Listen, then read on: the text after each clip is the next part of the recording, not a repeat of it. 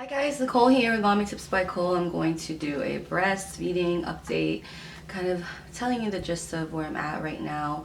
Colby is 5 months old and I'm still exclusively breastfeeding her, and it's been going really well. She's a big baby. She's over 20 pounds now, and I have no problems at all, like with as far as her nursing. She just pretty much eats on demand all the time.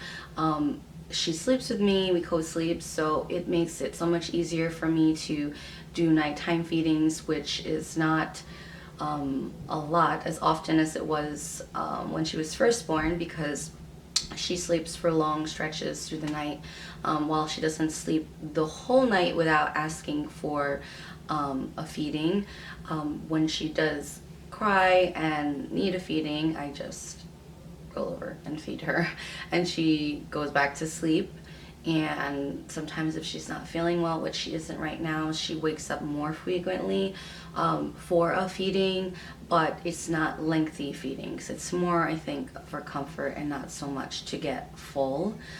So she'll feed and she'll go back to sleep. So, you know, that's been really not only convenient, but it helps her sleep better and helps me sleep better, especially. So yeah, so definitely I need more sleep, so I never get enough of it, and I don't think I'll ever be able to catch up on my lack of sleep. But moving forward, as far as breastfeeding, I am not pumping anymore. I think I stopped pumping when she was 3 months.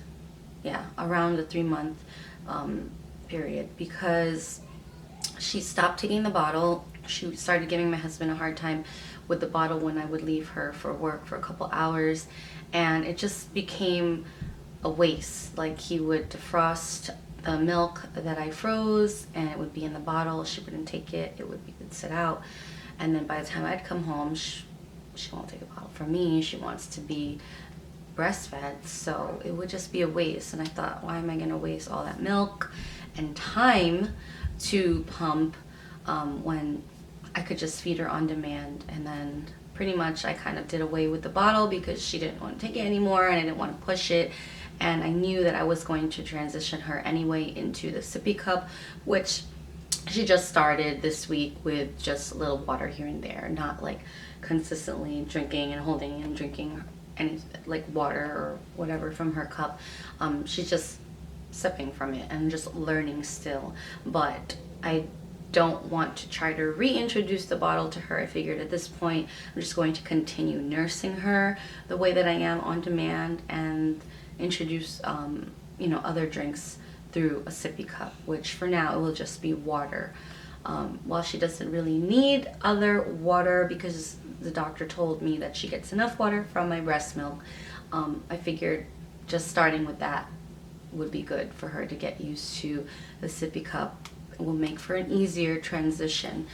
I'm kind of sad that I didn't get to, you know, really store more milk for her and pump more, and for her to take the bottle, because it would be easier when I do leave her. I don't know what's going to happen when I kind of get into a more regular routine, like work-wise, but I'm hoping that by that time it will be, which would be in September, will be easier, because she will hopefully be used to having being spoon-fed baby food and taking the sippy cup as well. So that might keep her full and happy for, you know, a few hours while I'm away from her, and then by the time I'm home, then I can just nurse her.